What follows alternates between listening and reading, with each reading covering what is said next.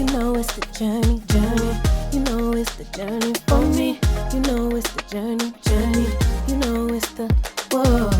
You know it's the journey. You know it's the journey for me, for me, for me, for me, for me. Yeah, yeah, yeah.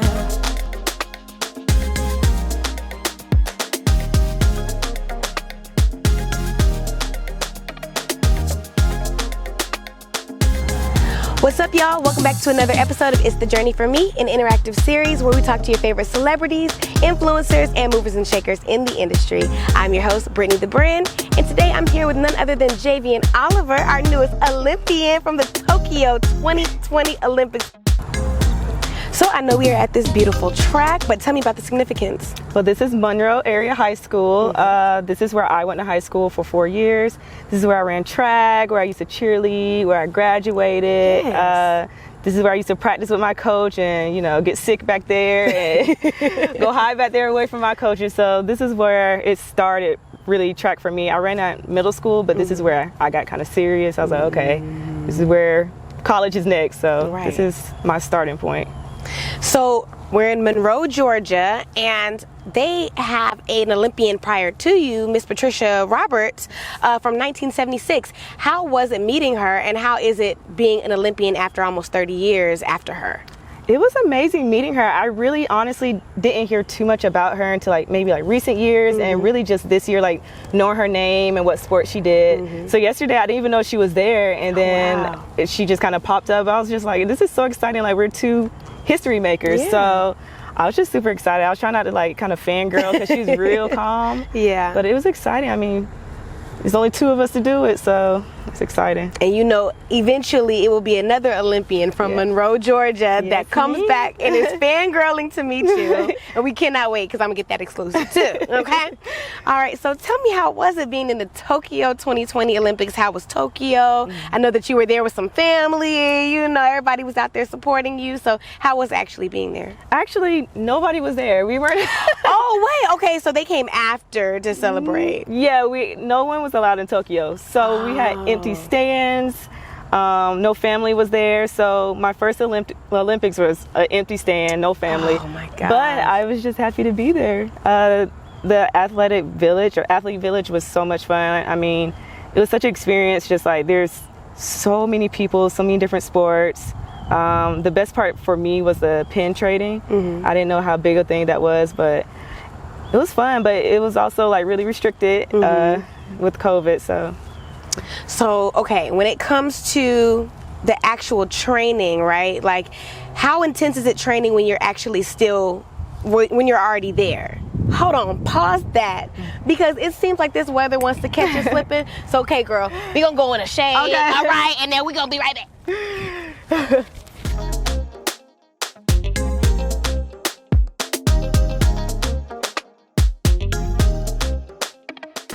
Okay, girl, now that we added this rain a little bit, I don't know what it's going to do later, but we're going to be good for now. Okay, so talk about training for the Olympics. When you got there, did you have to continue the same routine? What was it physically for you going from home to actually going to the sport? I think the hardest thing about training really was just the time difference. Everything else was the same. My coach is there. We kind of did the same workouts getting ready for the meet, but it was the time difference for me. It was the biggest time difference. I think it was 13 hours. Oh my gosh. So just adjusting to your body, just trying to adjust to when are you up, when you're going to train, and back home it's 13 hours difference. But besides that, everything else was the same, and it was just that time. Yes. Tell me about your coach. How was it training with them, and tell me about their background. His name is Dennis Mitchell. He's in Florida. He was also an Olympian sprinter. He did everything. So he's been to the levels I'm trying to get to. So he's kind of like my coach, and he can kind of tell me how to react to certain stages and my training at track meets. So I mean, he's a seasoned coach, and he got me from struggling Jay to Olympic Jay, so I appreciate him so much. Yes. Yes, I do. What was one of your favorite moments going to the Olympics? I had so many. I think my favorite was just making the team. That experience, never felt like that happy and that relieved at the same time. I was super stressed. So just like crossing the line and seeing my name up there, I was just like, don't cry, but you can because this is big. And then just leading up, I kind of tried to like mellow it out and treat it like any other track meet. But right then and there, I didn't have to treat it like that. I could treat it like this is the biggest thing that's ever happened to me. And it was so excited. So the weight of the medal, because I mean, like I said before, it's very significant of like a crown, right? Heavy that wears the crown, like heavy the head. So when you actually put on the medal, give me the feelings, try to recreate it right now. What was that feeling like? I almost broke down crying, like ugly cry, because I was just like, my teammate put it over my neck and I put hers over her neck, Tiana Daniels. Yeah. And it was just like the moment I was like, we were really on the biggest stage in the entire world, putting medals on each other's necks, and they're extremely heavy, and we weren't expecting any of that. So it was just still surreal. I just couldn't believe I was there for the longest. Like, I'm at the Olympics, I'm getting a medal in front of the entire world, and it just never felt real, and it still doesn't feel real until people tell me, like, you're Olympian. Right, so how was it dealing with the family? Because I know since they weren't able to go, that, I mean, that's got to be another rush of emotions just to be able to come back to them an Olympian. They were super excited. I think, especially my brother, he is like my #1 fan, and then my coaches were super excited, but my family was just, they're excited whether I do good or bad. So the fact that I came back an Olympian, they feel like they're Olympians too. Like, my mom was super proud, my dad was super proud. Everyone was just super, super, super happy. Everyone felt like they also got a medal. And like, that's just like the point of it. I do it for my family too. I do it for like my aunts, everybody who supported me. They're like my biggest motivators. Like, sometimes when I don't want to do anything, I was like, what would my family think if they showed up in my practice and saw that I didn't want to do nothing today? Yeah. So it was super exciting. They were just, they're still so happy. Yes, that's awesome. Yeah. Okay, so have you had an opportunity to like go to the high school that you came from, like actually coming and them congratulating you, or have you not had an opportunity to make all your rounds quite yet? I haven't made all my rounds. They came, some people came to like the parade and the banquet. And I was gonna come to the high school, but they canceled their game. So I still got to see some people, but I got to see like the track team and the people I met like on Instagram and my old coach. So I got to meet some people, but I didn't get to come here. This is like the first time I've been here in like years, and the first time as an Olympian. So I didn't get to do anything yet. Since you started training for the Olympics, what was one lesson that you learned while training that it took something as huge as the Olympics for you to learn, maybe about yourself or just about the sport in general? I learned that this sport is, I think, like 90% mental. I never thought like my mental and where my mental state was, how I go about practice, how I take care of my mind when I go home, how I think of myself at meets mattered. And I talked to my coach, he's like, you have everything physically done, but your mental just isn't where Olympians like mindset would be, and that was before like the trials and all that.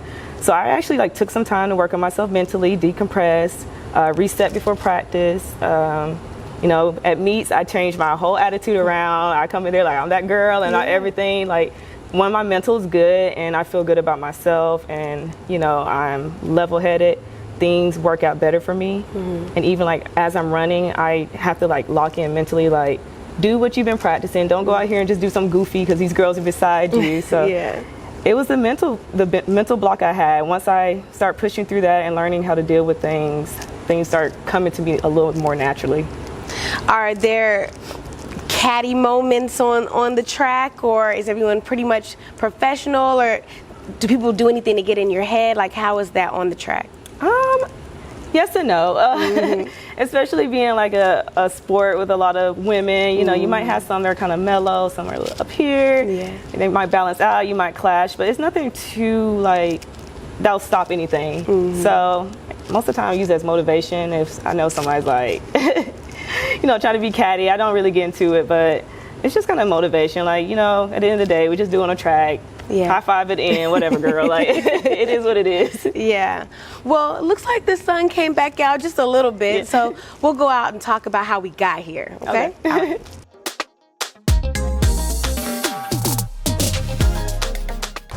Okay. So while we're here we have to address the biggest elephant in the room, which is how did we get here, okay? Because it's one thing to be a track star. It's another to be an Olympian. What motivation, where did it come from? And, you know, who were the first people to really push you into the sport in general? Well, it started in like middle school. I went out to a track practice just to try out, and I absolutely hated it. I did not want to be there. I called my parents. I was like, come get me. And I was such a quitter for everything. So they're like, no, you're not going to quit this. Yeah. Fast forward, I came to Monroe. I worked with the high school coach for my freshman year. And then a new coach came in. His name is Coach Arthur James. And he was pretty much the reason I had so much success in high school. And he's the reason I decided to run track in college, because I never saw myself doing that. And I mean, it went from just running around, falling on the track, passing out, literally like passing out. And then we got serious about it. I won state a few times, and then I went to UNC for a year. Didn't like it, and then I transferred, and he was like there all the way with me, all the way through like my college, my professional, all the way up to this. So it was an easy journey, but I had a few role models to push me and keep me going, and my family always was there no matter how bad or good I did. So that's where it kind of started. What is one of the most important things that you feel like involves that consistency? Like, where if you wouldn't have had this one focus, you wouldn't be here. Like, what was that one thing that really kept you driven this entire time? It was a lot, but I think the biggest thing for me is just I want to hit every goal that there is to hit in track, just so when I'm done, I can say I did it. So even if I didn't have the goal to make the Olympics this year, I just had the goal to run a certain time or come in a certain place at trials, and you know, whatever happens, happens. But going into the years, I usually just have like goals to run certain times and just kind of hope and pray that things work out in my favor. I usually don't try to put goals. It makes me stress out a little bit.